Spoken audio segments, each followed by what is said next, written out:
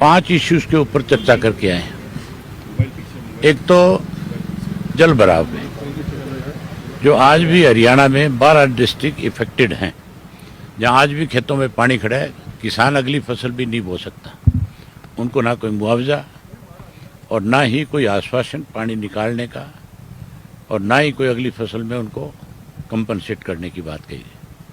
उसके लिए हमने रिक्वेस्ट करी कि आप सरकार से इस बारे में बात करो और किसान को कंपनसेट करवाओ।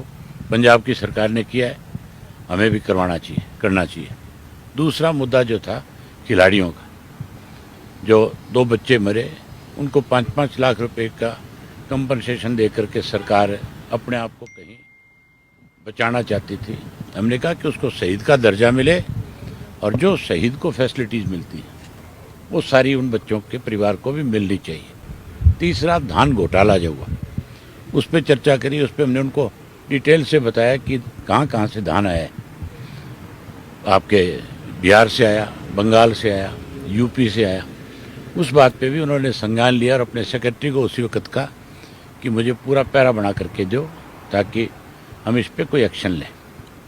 चौथी बात जो करी वो करी थी कि जो सरकारों में मंडियों में खरीद थी, जो कह तो ये रहे थे कि हम 24 फसलें MSP पे लेते हैं, बल्कि अब की बार 300-400 रुपया प्रति क्विंटल के हिसाब से कम में बेचनी पड़ी। चाहे वो ग्वार था, बाजरा था, नरमा कपास, तो 1000-1000 रुपया क्विंटल का नुकसान है।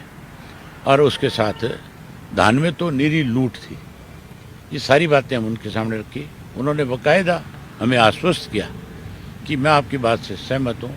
और 5वीं बात हमने करी ट्रैक्टर की रजिस्ट्रेशन की, कि जो रजिस्ट्रेशन फीस बढ़ा दी गई, उस पर भी वो बहुत हैरान थे। हमने बताया कि चौधरी देवीलाल ने इसको गड्ढा बनाया, पहले हरियाणा में बनाया, और जब डिप्टी प्राइम मिनिस्टर बने तो उन्होंने पूरे देश में बनाया इसको।